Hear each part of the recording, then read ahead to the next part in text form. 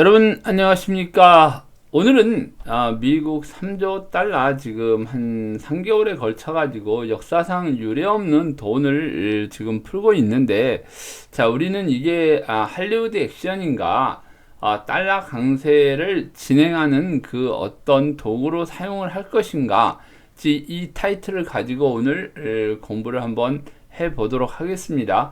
자, 빅리치는 그 다음 카페에 빅리치의 경제 흐름을 알아야 재테크도 성공한다의 카페직입니다. 빅리치가 보는 이 경제 흐름 방송은 빅리치의 생각이며, 모든 투자의 판단과 책임은 여러분 투자자들에게 있음을 일단 공지를 해드립니다. 자, 우선 미국의 그 재정 정책 그리고 통화 정책이 지금 나오면서, 먼저 통화 정책이 돈을 많이 푸는 정책이고, 이거는 미국 연준에서 하는 그 정책이고요. 이 재정 정책은 미국 정부에서 하는 정책입니다. 지금 미국 그 연준에서 제일 먼저 돈을 먼저 풀기 시작을 했죠. 자, 지금 이거를 왜 제가 미국의 그 재정 정책하고 통화 정책을 나누어서 이렇게 얘기를 하느냐?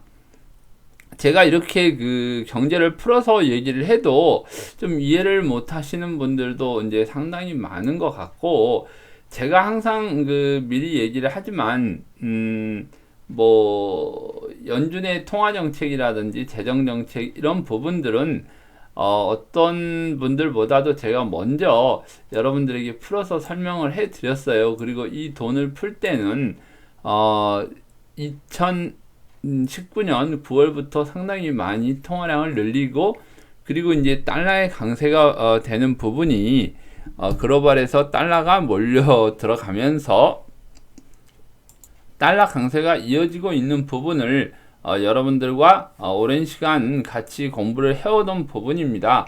왜 지금 제가 이 재정정책과 통화정책이 중요한 부분이어서 이걸 두 개로 갈라놓느냐.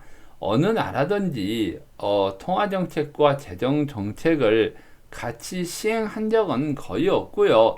지금 미국도 통화정책과 재정정책에 대한 어느 정도 시간차를 두고 이렇게 최근 한 3개월 동안에 3조 달러를 늘린 경우는 있지도 않았었죠. 자, 이런 그 통화가 많이 풀려 나오면서 여러분들은 어떻게 생각을 하세요? 대부분 지금 사람들은 이 통화가 풀려 나오면서 또 재정 정책에 돈이 풀려 나오면서 이 풍부해진 달러가 인플레이션을 일으킬 만한 기대를 가지고 있고, 거품을 기대하고 자산가치의 상승, 즉 여기서 얘기하는 자산가치의 상승이란 주식이나 부동산, 거기에 관련된 기금속이나 오일이라든지 이런 상품이나 그 원자재 가격들까지도 다 포함해서 얘기를 하는 겁니다. 당연히 시중에 돈이 몰리면은 인플레이션 현상이 일어나는 거는 당연하겠죠. 근데 이제 보통은 그런 게 이어지면서 여지까지 지금 그 미국 연준이라든지 글로벌 중앙은행들이 펼쳐왔던 정책 이후에는 반드시 나와야 되는 그런 거품 경제를 얘기를 하는 겁니다. 이제 우리가 이 보통 거품 경제는 가장 꼭지에 있는 부분을 우리가 얘기를 하는 거고, 거품이라고 그 과정에서 자산가치 상승이 일어나는, 즉 부동산, 주식 이런 상승이 일어나는 것을 우리는 붐이라고 부르고 있습니다. 근데 이 붐이 향후 몇 년 동안 지속될 거다, 어떻게 될 거다 하는 얘기가 최근에 상당히 많이 나오고 있죠. 우리가 붐을 준비해야 된다 이런 얘기를 하는 부분에 지금 그 가는 과정은 상당히 험난할 거고, 2020년도는 그 붐을 준비하는 해가 될 거다 하고 우리가 지금 유튜브라든지 저희 카페에서 지금 지속적으로 공부를 해오는 지금 과정이죠. 자, 그리고 그 과정에서 우리 카페에서 지금 2020년도 초부터는 주식에 대한 조정이 크게 나올 거다 그랬는데, 사실 저는 이걸 4, 5월 달로 봤다고 말씀을 드렸어요. 근데 그때 4, 5월 달이 될 수도 있지만은 갑작스럽게 아주 2020년 초 정도가 상반기가 될 가능성이 높다고 말씀을 드렸던 부분입니다. 그러면 지금 왜 이 미국의 재정정책이 통화정책 다음으로 나오는 걸까요? 이미 지금 미국 연준의 파월은 지금 코로나로 인해서 경기 정체가 되거나 침체가 되는 부분이 쉽게 회복되지 않을 거라고 하면서 계속되는 안 좋은 소리와 경제에 대한 부정적인 얘기를 하고 있단 말이에요. 즉, 이 얘기는 무슨 얘기냐면은 향후에 미국이 재정정책을 더 펼치기 위해서 어떤 뒷받침이 되는 얘기를 지금 꾸준히 하고 있지 않느냐. 말 그대로 재정정책을 펼치기 위해서는 미국이 국가부채를 늘릴 수밖에 없는 채권이라는 걸 발행을 해가지고 시중에 이 부양책을 펼칠 수 있는 거예요. 이 부양책을 펼치면서 발행한 이 자금은 뭐 어떤 공장 시설을 하던 뭘 하던 어느 채권을 사주던 뭘 하던 어찌됐건 간에 달러가 풀리면서 이거는 1차적으로 은행이란 데를 들어갈 거고, 이 은행은 풍부한 달러 자금을 분명히 어디론가 분명히 보내서 이 수익성을 만들어내는 그런 상황을 만들 거예요. 근데 지금 이 3조 달러가 됐건 그 전에 풀었던 통화정책의 돈이 됐건 이게 이제 복합적으로 이루어지면은 분명한 거는 한 나라에서 재정정책과 통화정책을 같이 펼치기가 힘들기 때문에 미리 돈을 풀어서 어떤 방향성을 만들어 놓고 재정정책을 펼치면서 연준은 이 통화를 걷어들이는 수밖에 없는 상황이 발생을 합니다. 그래서 지금 이 최근에 발행을 했던 레포를 통해 가지고 지금 레포라는 거는 말 그대로 RP 환매 조건부 채권이기 때문에 이걸 은행들이 자기들이 가지고 있는 채권 담보를 가지고 연준에다가 채권을 발행을 해서 달러를 일단 이렇게 쓰는 상황이 나오는 거죠. 이 부분에서 시중에 달러가 풀려나가고 이 재정정책을 크게 펼칠 준비를 하는 동안 이 통화정책으로 시중에 달러를 공급했다. 이렇게 우리가 해석을 할 수 있는 거죠. 자, 유튜버에서 나오는 경제 전문가들이나 훌륭하신 분들이 상당히 많아요. 방송에서도 많고.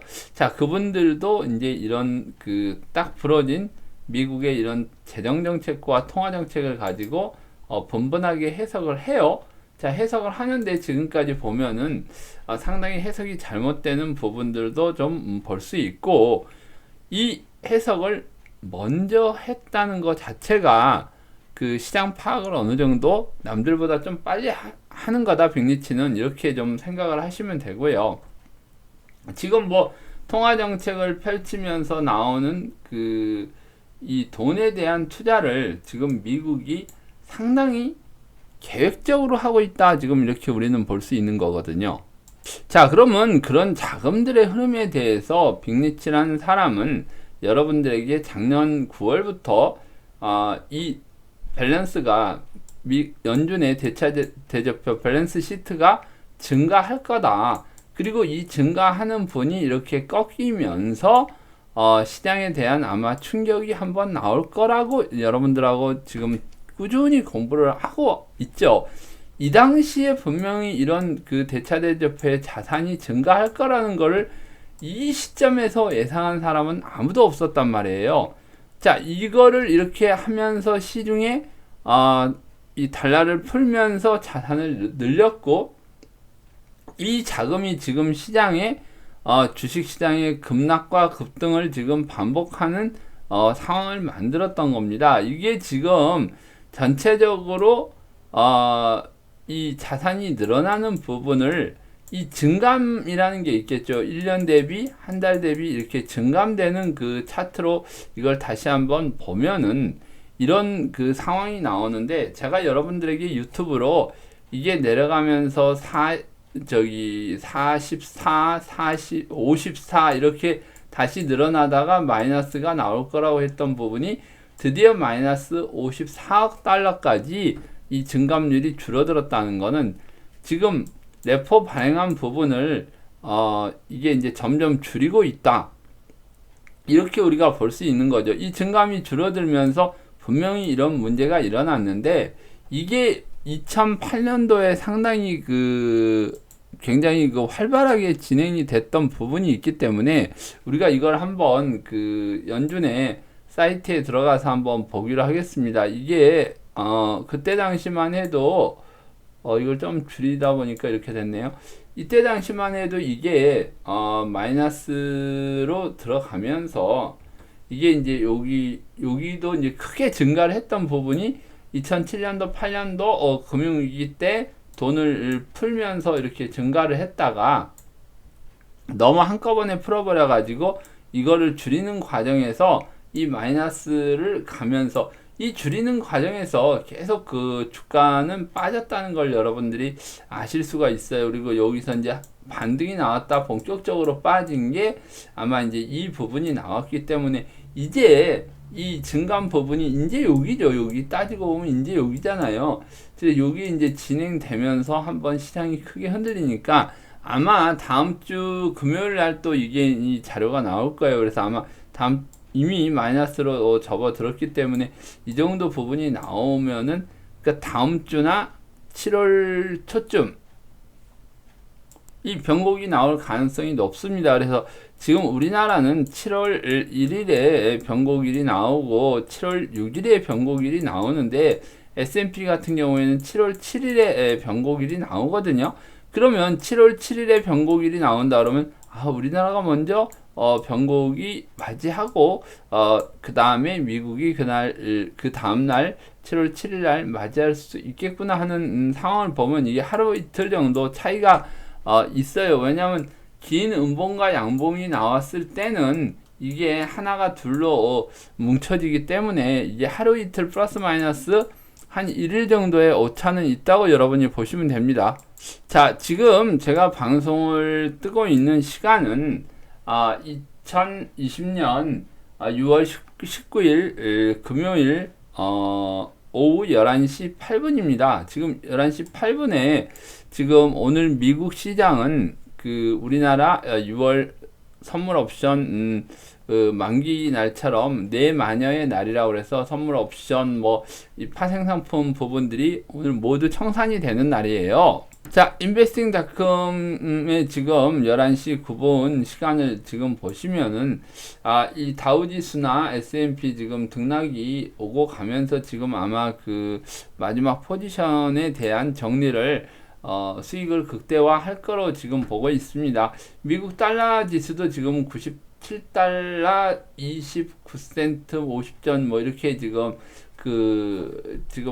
이거 센트로 하면 안 되겠네요. 왜냐면 인덱스이기 때문에 97.290을 지금 기록하고 있는데 지금 달러가 약세를 보인다. 돈을 많이 푸니까 이런 얘기를 하지만 전혀 지금 97달러 이하로 지금 내려가는 걸 어려워하고 있죠.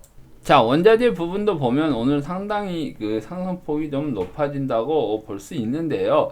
이 부분은 이제 WTI 원유가 월요일날 22일날 또 선물 만기가 돌아와요. 이 지금 만기일에 가지고 있는 특히 포지션을 보면 아메리카 오일뱅크 펀드가 가지고 있는 만기물이 이제 정리가 될 가능성이 높죠. 변동성이 약간 있을 거라고 생각을 했는데 아마 시장 자체를 바로 죽일 생각은 없는지 이 아메리카 오일 펀드에 가지고 있는 물량들을 모두 롤오버를 시켜주고 정상 가격을 지금 어느 정도 회복했을 때 청산이 가능하도록 지금 조치를 취하는 것 같습니다.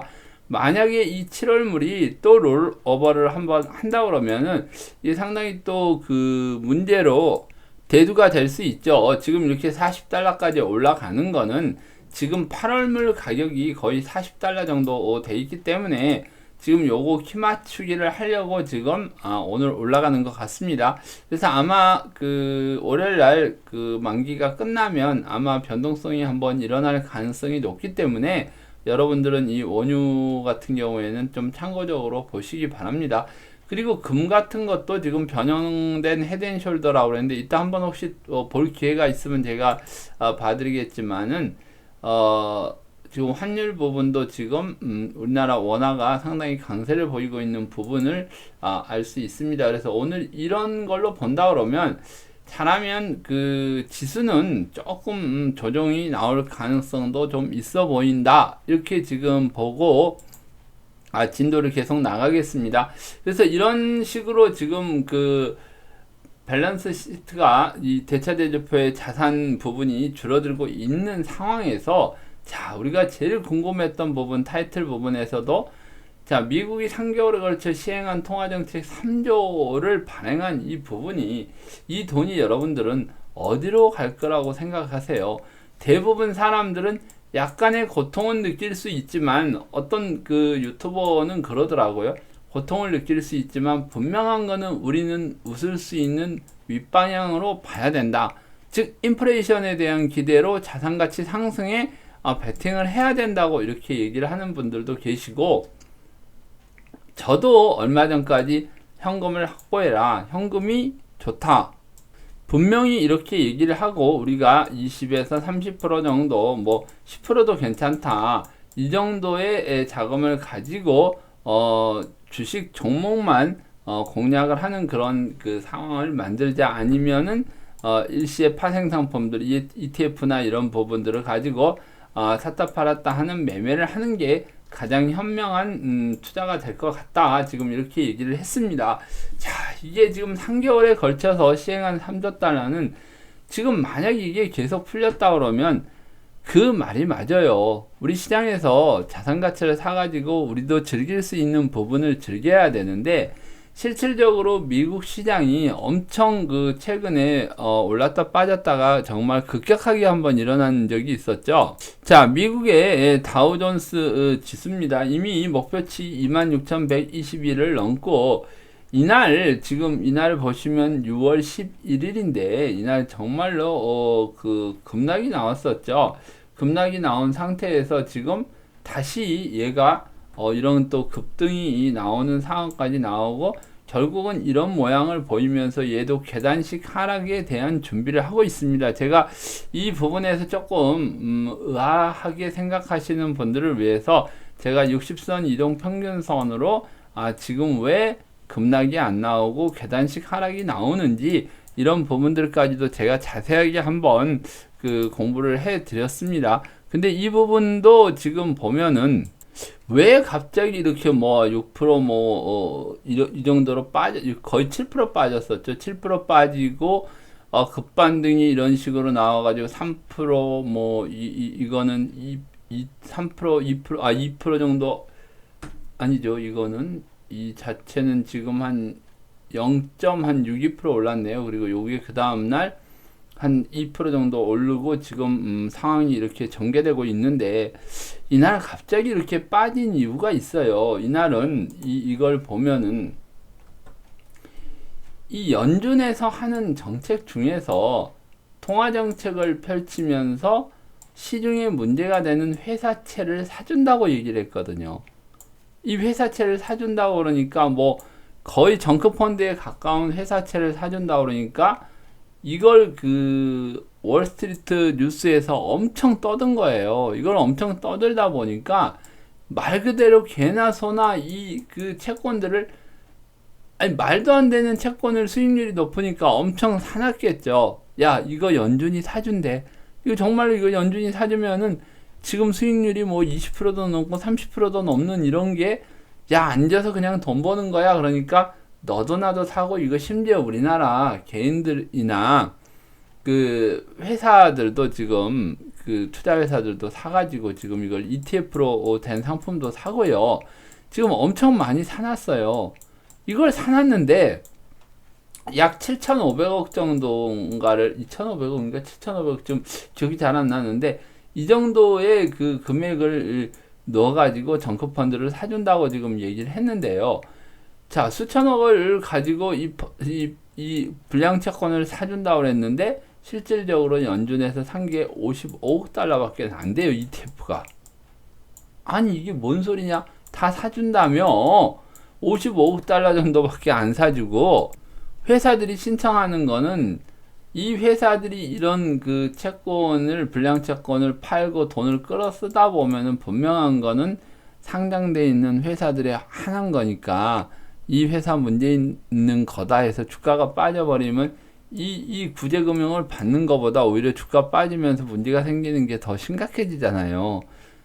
야, 돈은 준비를 해놨는데 55억 달러밖에 ETF를 안 샀어요. ETF가 그런 그 채권들을 먼저 사들였는데 이거를 55억 달러밖에 안 사주다 보니까 약간의 이제 의문이 생기는 거야. 이제 문제가 생기기 시작할 거 아니에요. 연준한테 물어봤죠. 너 왜 55억 달러밖에 안 샀느냐? 이거 우리 그 법문항을 찾아보니까 ETF는 전체 금액이 20%밖에 못 산다. 그래서 이걸 전체를 다 사주지 못하고 55억 달러밖에 못 샀다. 지금 이런 얘기를 하는 거예요. 그럼 선침해로 이걸 다 먼저 산 사람들은 약간의 야, 그래도 사주겠지 하면서 이걸 계속 뉴스에서 그렇게 때렸으니까 가지고 있는데, 연준에서 딱 한다는 소리가 이도저도 안 되니까 이 문제되는 회사의 채권을 뭐 시중에 놔두는 거는 놔두고 우리가 하는 거는 이 회사의 구제가 목적이니까 여기서 얘가 새로 발행하는 채권을 그냥 우리가 사주겠다. 근데 이 채권 프로그램에 들어가면은 또 어떤 그 상황이 나온다고 그랬죠? 저 회사 위험하나 보다가 나오다 보니까 이게 전혀 지금 이루어지지 않고 있는 상황이에요. 연준은 이게 법적으로 안 되니까 이걸 하겠다. 근데 이 방법을 지금 찾겠다고 요런 얘기를 하니까 지금 주가가 반등이 나온 거예요.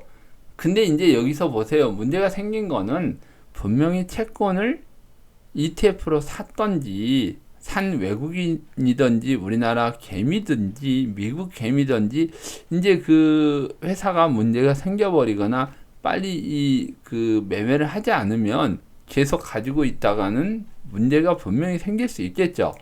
자, 이게 이제 우리나라 ETF도 어떤 것들은 매매가 잘 안 되는데 과연 이게 시장에서 어떻게 소화가 될지는 모르겠어요. 근데 이제 자, 그거는 그거고 이제 그 연준에서 하는 일들이 이렇게 하다 보니까 이 재정정책으로 풀리는 이 3조 달러는 그러면 다 어디로 갈까요? 미국에서 이렇게 막 풀고 막 난리를 치고 이런데 그 도와주고 이러면서 돈도 제대로 지금 집행도 못하고 있는 상황이에요. 그럼 이 나머지 달러들이 다 어디로 여러분들은 갈 것 같으세요? 이 3조 달러는 지금이요, 제가 생각하기에는 여러분들에게 제가 제일 먼저 그 채권 레버리지를 통한 그 투자 수익을 올리는 방법을 여러분들하고 한번 공부를 했었죠. 워런 버핏이라면 한국의 그 채권 레버리지 투자를 한다. 물론 이런 그 투자 방법은 선진국에서 뭐 채권을 운영하는 자산 회사나 투자은행이나 모든 이런 데서 자국의 국채를 가지고 이런 레버리지 투자를 한단 말이에요. 정말 재밌는 거는 우리가 이 공부를 그 워런 버핏 그 공부 이후에 그 다음 영상일 거예요. 그 다음 그 유튜브 영상에서 제가 그 그림을 그리고 엑셀 파일로 그거를 이렇게 해서 올려놨더니 그때 제가 그 방송하면서 그랬었죠. 분명히 이 방송 나가면 따라하는 사람들이 생겨날 거다. 그랬더니 정말로 이 채권 레버리지 얘기를 하는 거예요. 근데 이제 왜 오늘 제가 이런 얘기를 하냐면 이 채권 레버리지에 대한 문제성이 향후에 정말로 크게 나올 수 있는 나라가 있고, 오히려 우리나라나 이런 데처럼 채권 레버리지를 늘려가다가 향후에 뭐 원달러가 굉장히 원달러 환율이 뭐 예를 들었죠. 그때 1,000원에서 2,000원이 된다면 이거를 레버리지를 달러로 갚아버리면은 정말 이렇게 1,000원에 그 강하게 1달러에 1,000원으로 들어갈 수 있는 게 1달러에 2,000원으로 들어가 가지고 상당한 수익을 볼 수 있다. 그러면 지금 이 발행된 3조 달러가 지금 대기를 하고 있다가 분명히 글로벌에 문제가 생기고 각국의 채권 레버리지 같은 큰 이 레버리지 투자를 한 다음에 환율이 올라갔을 때는 이 빌렸던 돈의 반만 입금을 하면 이 그 채권에 대한 레버리지를 다 갚을 수 있기 때문에 이 3조는 지금 여기에 대한 지금 준비를 하는 게 아니냐. 3조 달러는 3조 달러죠. 3조는이 아니라 3조 달러는 이걸 준비하는 게 아니냐. 이런 추정을 해볼 수 있죠. 또 혹자는 또 이런 또 질문할 거 아니에요. 아니 무슨 놈의 한국의 채권이 그렇게 많아서 3조 달러가 들어와?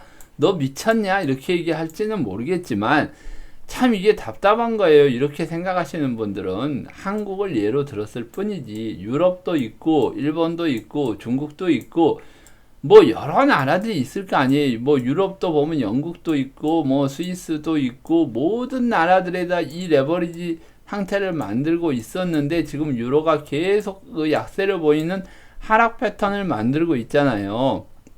한국이 당연히 3조 달러를 다 들어오려고 한국 때문에 이 돈을 발행을 해가지고 대기를 하겠습니까? 여러분들이 지금 생각하고 계신 것 중에서 가장 실기하는 부분이 달러 시스템이라는 거는 정말 피도 눈물도 없고 어느 나라를 막론하고라도 가장 이 부분을 지키려고 미국이 노력을 하고 있고 누구도 넘볼 수 없는 지금 그 정책을 시행을 하고 있는 나라인데 이게 무슨 피눈물이 있겠어요. 요번에는 완전히 이 그 달러 시스템을 정말 유럽까지도 완강하게 이거 갖춰가지고 꼼짝을 못하도록 지금 만들려고 하는 상황이기 때문에 이 3조 달러 이런 부분들은 모두 글로벌로 나갈 돈이라고 여러분들이 생각을 하시면 될 것 같아요. 제가 봐선 지금으로서는. 자, 이렇게 이제 돈을 풀고 글로벌로 나갈 준비를 다 했으니까 글로벌이 싸지기만 기다리면 되는 거죠. 1,000원 환율이 2,000원이 되기를 기다리면 되는 거고 이제 이 돈을 자꾸 풀려고 이걸 기가 막히게 계산을 할 거 아니에요. 미국 중앙은행은 달러가 어디로 들고 날고 어디에서 얼마가 있는 거 다 아는 놈의 나라가 이 분명히 레버리지가 얼마를 일으켰고 여기에 필요한 돈이 얼마니까 계속 지금 그 위험성을 고지하면서 분명히 문제를 한 번 더 일으키면서 이 정책 자금을 한 번 더 발행할 가능성이 더 높죠. 왜? 3조 달러 가지고는 유럽이나 영국이나 뭐 아시아 쪽이나 모든 나라들을 다 이렇게 그 집행할 그런 돈으로는 조금 적은 돈이 아닐까 저는 생각을 해요. 자, 왜냐? 우리나라만 해도 이미 4천억 달러가 그 외환 보유고로 가지고 있고 중국이나 이런 나라들 따져봐도 거의 가지고 있는 지금 그 달러들이 상당히 많기 때문에 이 돈이 그 채권 레버리지를 일으켜 가지고 다시 거두어 드릴 때 미국의 지금 어마어마한 재정 적자 26조 달러를 상당폭 줄일 수 있는 그런 상황이 되기 때문입니다. 자, 그런 이유로 이렇게 돈을 많이 풀다 보니까 시장이 원하는 기대감은 어마어마하게 커지기 시작했어요. 자, 첫 번째로 모든 문제 해결은 연준이 해줄 거다. 이걸 우리가 월가에서는 토탈 케어라고 부르더라고요. 모든 걸 내가 다 해줄게. 정말 언제든지 달려갈게. 돈으로 다 해결할게. 근데 이게 지금 그렇게 안 되고 있다는 거죠. 분명한 거는 채권을 사주겠다고 했는데도 정크펀드에 해당하는 그런 이게 규약이 있어서 55억 달러밖에는 못 사고 또 이 전부 그 사버린 채권이 아닌 새로 발행한 걸로 해서 사주겠다 그러고 새로 발행하려고 그러니까 이 돈을 받으면은 회사가 문제가 생긴 것 같아 가지고 뭐 지금 상장된 그 증시에서 완전히 그냥 멀매를 맞을까봐 이걸 하지 못하고 있는 상황이란 말이에요. 얘네들은 분명히 언제든지 달려갈게, 언제든지 돈을 줄게 하지만은 제대로 지금 하고 있는 게 아니야. 그냥 돈만 가지고 있는 거지 토탈 케어가 아닌 어떤 근거를 찾는 지금 정당성이 없으면 돈을 투자를 안 하고 있단 말이에요. 지금 문제는 우리가 해석하는 잘 될 거야가 아니라 계속 제약을 만들고 연준이 지금 하는 얘기는 계속 막말만 해요. 경기 안 좋아, 문제 생길 수 있어, 계속 이런 얘기를 하는 거예요. 지금 시장은 참, 제가 요번에 표현을 누구도 의심하지 못할 정도의 상승으로 이어지다가 아무도 이런 하락에 대한 의심을 하지 않으니까 지금 보면 두 부류로 나누어졌죠. 돈을 너무 많이 풀어서 시장이 기대하는 거는 두 번째 인플레이션이기 때문에 자산가치 상승으로 이어져서 설사 조금 빠지더라도 주식을 사고 부동산을 사야 된다, 이런 전문가들이 있는 반면 이 사람들도 이거를 우려하는 거야. 일시적으로 빠지더라도 지금이라도 잡아라, 이런 지금 얘기를 하는 거고, 빠진다고 생각하는 애들도 이 돈에 대한 그 풀림, 기대 인플레이션이 있기 때문에 어느 정도 지금 이 위에 부분에서 떨어졌다가 반등이 나오니까 어느 정도 이 정도만 지금 빠지면은 주식을 매수하겠다, 지금은 비싸다, 한 번 더 하락이 나온다. 그러니까 전 저점 근처만 가면 여기서 이제 리바운딩이 나오는 이 모양만 나오면 아마 비관론자들도 모두 이걸 돌아설 수가 있어요. 지금 다들 학습 효과를 봤을 거 아니에요. 남들이 이때다 하고 들어갈 때는 분명한 거는 여러분들에게 다시 한번 얘기하지만 저는 그때도 현금을 보유하고 있는 게 낫다고 지금 생각을 하는 사람 중에 하나입니다. 분명한 거는 이번에 나오는 부분은 굉장히 안 좋은 부분이 나올 수 있는 게 지금 여러 가지가 지금 준비가 돼 있어요. 연준만 토탈케어에 대한 준비가 돼 있는 게 아니라, 자, 코로나 확산이 지금 엄청나게 되고 있는데 치료제만 나오면 된대요. 자, 치료제라는 거는 분명히 시장에서 쓸데없는 소리가 아닌 3상까지의 준비를 하고 테스트를 해야 된다고 지금 여러 번 얘기했고, 이게 완성이 되려면 적어도 9월 이후나 내년 초나 된다고 그랬는데 이게 완성했을 때가 9월 초죠. 근데 분명한 거는 약이라는 거는 단방에 성공하는 경우는 없어요. 자, 근데 왜 지금 이런 문제가 생기냐면은 지금 처음에 코로나로는 정말로 큰일 난 것 같지만은 그때 제가 이제 감기하고 이게 비슷한 건데 이렇게 확산해서 해석을 해도 되느냐. 자, 이게 만약에 1980년대나 90년대 아니 2000년대 초에라도 이런 게 나왔다 그러면 분명히 우리는 이걸 독감이라고 얘기를 했을 거예요. 무슨 코로나 바이러스가 어디 있어요? 과거에 이런 게 나왔다면 시약이 없고 이런 부분에 대한 부분이 없다 그러면 분명히 우리는 그냥 돌아다녔을 거예요. 근데 지금 이게 마무리가 딱 되고 돌아다녀 보니까 별게 아니거든요. 왜? 우리도 과거에 이렇게 보면 불치병이라고 해서 이 폐병이 있죠. 결핵이라든지 뭐 이런 계속 전염이 되는 뭐 우리가 유럽 인구의 3분의 2가 다 날아가 버린 그 흑사병이라든지 이런 거. 이게 뭐 과거에 다 치료가 됐다고 뭐 이게 다 물리쳤다고 했지만 분명히 그 병이 100% 완치된 건 아니었지만 사람들은 거기에 대한 거를 스스로 잊어버리고 싶어 하고 또 빨리 이거를 극복하고 싶어 하는 부분이 있기 때문에 지금 돌아다니는데 지금 확산 속도가 장난이 아니죠. 어차피 경제를 멈출 수 있는 권한을 가지고 있는 사람들은 결국 정치를 하는 사람들이죠. 자, 이 사람들이 필요해 가지고 이거를 방치하다시피 해서 갑자기 확산이 늘어나는 부분에 제2의 록다운이 나오면은, 즉 모든 경제를 멈춰 세워버리면은 어떤 현상이 일어나겠습니까? 분명히 그런 현상은 아무도 생각하지 않을 때 나올 수가 있어요. 지금 점점 확산이 늘어나고 있는 상태에서 캘리포니아도 많이 늘어나고 우리나라도 지금 기하급수적으로 늘어나고 있는 상황이죠. 아, 이거 안 되겠어, 여기서 스톱하면은 분명한 거는 우리는 스톱하고 안 하고가 상관없이 미국 경제가 스톱이 돼버리면 글로벌 경제는 거의 스톱이 된다고 보시면 됩니다. 자, 변곡일이 7월 1일, 7월 6일로 지금 우리나라 보고 있는데, 뭔가 이때까지는 그 흐름에 대한 뭔가 한번 나타나지 않을까 하는 생각도 저는 해보고 있습니다. 이 변곡일이라는 거는 말 그대로 터닝 포인트라는 용어가 있고요. 미국에서도 충분히 그 주식 시장에서 활용을 하는 용어입니다. 그래서 변곡일은 오를 수도 있고 내릴 수도 있는 날이지만 분명히 시장이 변동성이 나오면서 방향성을 제시할 수 있는 그런 날이기 때문에 여러분도 참고적으로 한번 그 시간을 한번 알아놓으시기 바랍니다. 자, 이게 보면 이제 네 번째 충격은 반드시 거치고 마무리가 된다. 이 부분이 상당히 중요한데요. 자, 이 돈을 푸니까 시장에 대한 기대 인플레이션이 어마어마하게 늘어나는 것은 사실이지만 또 하나 여기에 이제 부수적으로 트럼프가 대선을 치러와야 되니까 여기에 맞춰서 경기를 절대 안 죽인다 이렇게 얘기를 해요. 천만에요. 이 지금 코로나로 인해 가지고 망가진 경제로 지금 회복은 했지만 모두 죽을 맛이기 때문에 트럼프가 이 경제를 내세워 가지고 재선에 도전한다는 건 제가 봐서는 불가능하다고 올해 초부터 제가 말씀을 드렸던 부분이에요.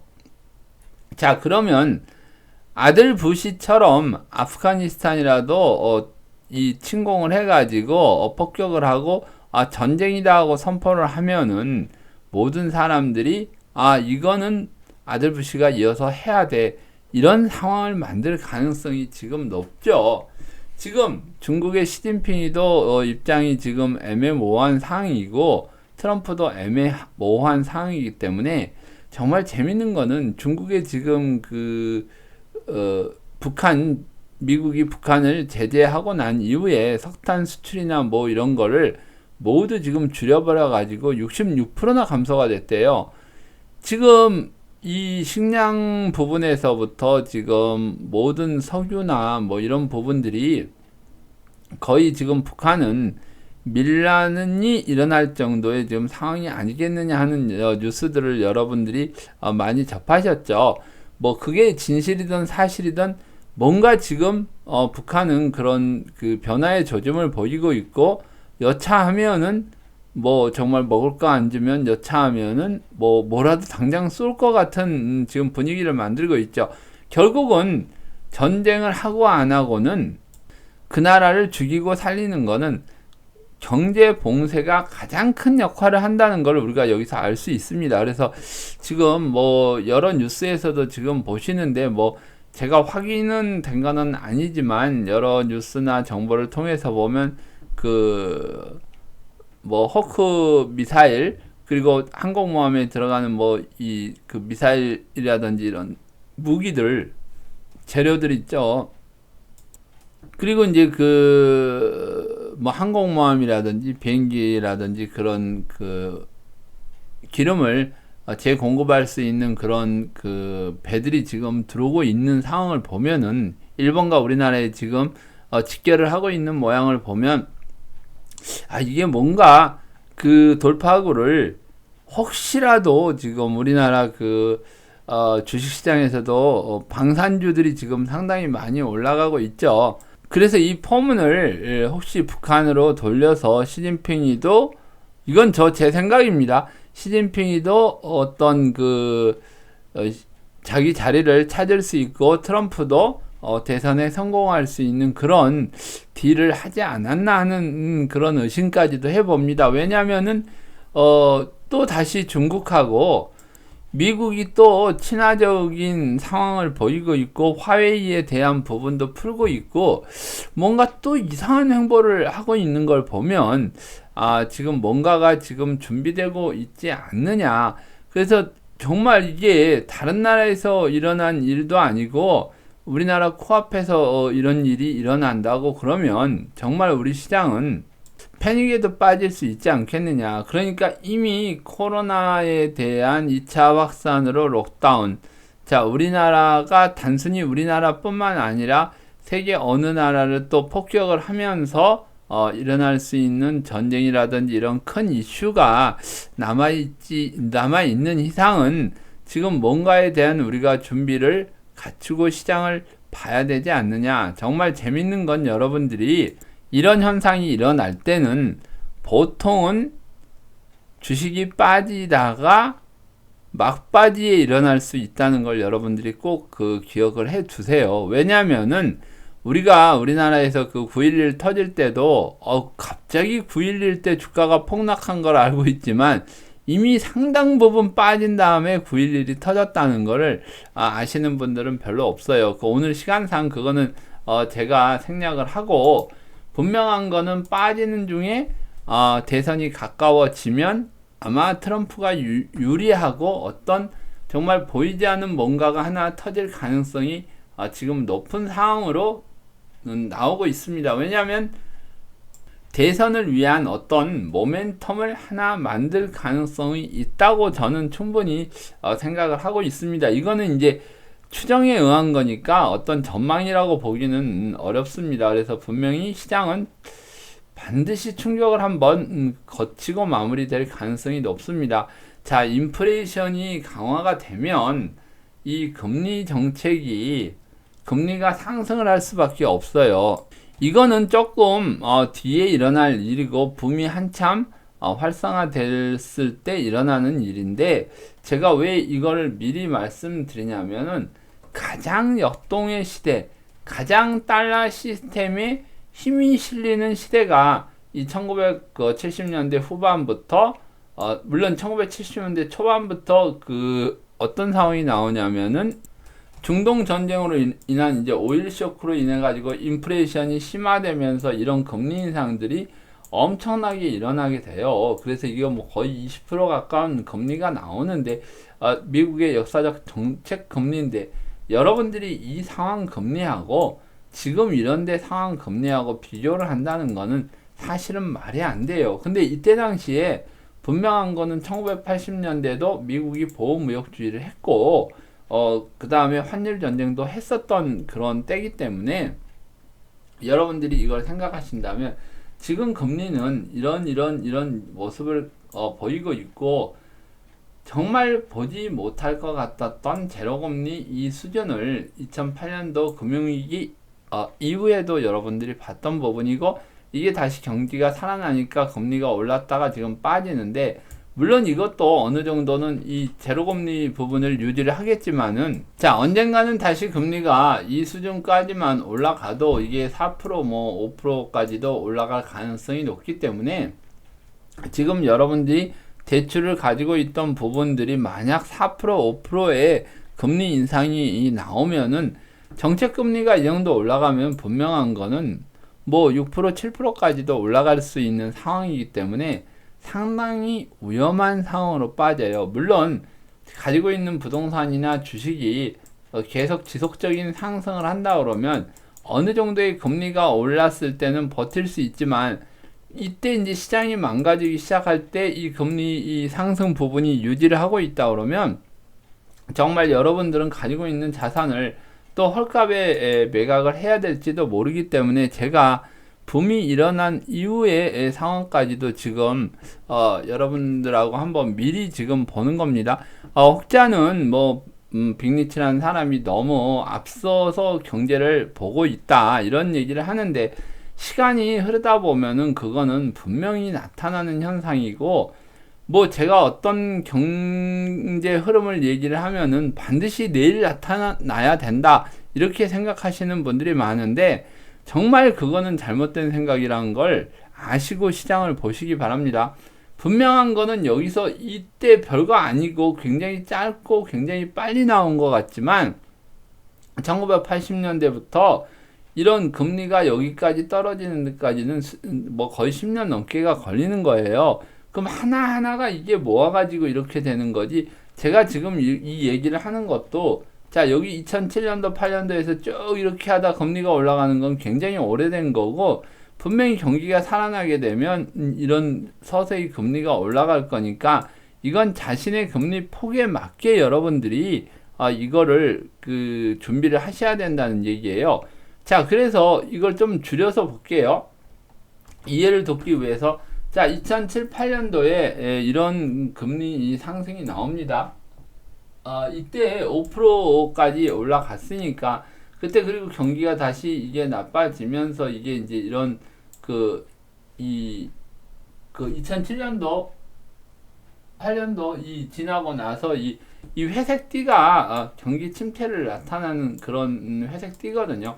그러고 나서 거의 그 정책금리가 제로에 가까웠다가 다시 상승을 하고 지금 요번에 그 코로나로 이제 빠지면서 지금 이런 현상이 지금 일어나고 있는데, 이게 다시 올라가기만 하면은 이런 현상이 일어나면 물론 올라가는 과정에서는 거품이 일어나고 붐을 즐길 수가 있지만 어느 수준에 도달을 했을 때는 물론 자산 가치가 더 상승을 해 있는 상황이기 때문에 레버리지 크기는 상당히 커져 있다고 본다고 하면 이 금리 인상이 어느 수준까지 올라가서는 분명히 문제가 생깁니다. 이거는 그 2007, 8년도 금융위기 이전에 모든 사람들이 이렇게 금리가 비쌌어도 미국에 돈을 빌려서 미국의 집들을 샀기 때문에 거품이 어마어마하게 끼었지만 이 그 가는 과정은 모두가 즐겁고 행복한 붐이었다는 걸 여러분들이 아신다 그러면은 이게 분명히 우리도 즐겨야 될 붐이 남아 있구나. 그 과정을 겪기 위해서는 2020년이나 2021년 한 중반까지는 굉장히 괴로운 상황이 나올 수도 있겠구나 하고 여러분들이 생각을 해 주시기 바랍니다. 여기서도 분명한 거는 순탄하지는 않았어요. 이 금리를 이렇게 오래 제로금리 정도 유지했다는 거는 엄청 순탄하지 않은 지금 상황이었다는 걸 아시고 시장을 한번 참여해 주시기 바랍니다. 자, 간단하게 마무리로 우리나라 그 증시나 해외 증시들을 보면은 지금 미국의 이 그 갭을 메꾸지 못하는 지금 그 증시 상황이지만 우리나라 지금 주식시장은 이렇게 그 갭을 메꾸고 지금 그 움직이고 있는데, 분명한 거는 여기서 매물대가 상당히 많이 지금 그 가려지고 이제 3일 동안 기었으니까 매물대가 엄청 많겠죠. 이 매물대만 자신있게 돌파하고 내려오는 날이 나오면은 아마 하방이 더 나올 것 같고요. 정말 여기 오르더라도 여기 요 변곡일 날이 이날하고 이날이었죠. 정말 뜬금없이 이렇게 나타난 변곡일도 우리가 예상을 하고 시장을 볼 수 있다는 것은 정말 어떻게 보면 행복한 일이라고도 할 수 있는 겁니다. 그래서 이날 만들어진 이 변곡일에 만들어진 저항대를 넘지 못한다면 분명 시장은 이 충격에 아마 그 충격이 나오는 부분에 참여할 가능성이 확률이 되게 높습니다. 지금 그러니까 이 부분도 여러분들이 참고하셔가지고 여기 매물대 여기 만들어진 이 매물대를 한번 참고하셔가지고 이 봉이 어디로 벗어나는지를 한번 보기로 하겠습니다. 자, 그리고 미 달러 부분을 한번 보시면은 분명한 거는 달러가 강세가 보인다고 그러면 원화는 분명히 약세를 보이고 위로 올라갈 가능성이 높기 때문에 분명 여기 지금 요 박스권에 대한 지금 저항에 부딪히고 있기 때문에 다음 주에 이게 올라서기만 하면 저희 다음 목표치는 1225원이고 그 다음에 이제 최종 목표치는 1324원, 1337원 50전까지 목표치를 두고 시장을 보기로 하겠습니다. 자, 이 그 전체적인 증시 부분은 제가 상황에 따라서 그 카페에다 올려 드릴 테니까 여러분들이 거기에 참고하셔가지고 보시고요. 그리고 저희 카페는 지금 신규 회원과 그 기존 회원들이 약간의 실력 차이들이 벌어지면서 당분간 그 회원 모집은 안 하고 있으니까 어느 정도 시간이 지나면 그때 가서 신청을 해 주시기 바랍니다. 자, 여러분 즐거운 주말 되시고 다음 주에 활기차게 성공하는 투자로 다시 한번 찾아뵙겠습니다. 자, 즐거운 주말 되십시오. 저 빅리치였습니다.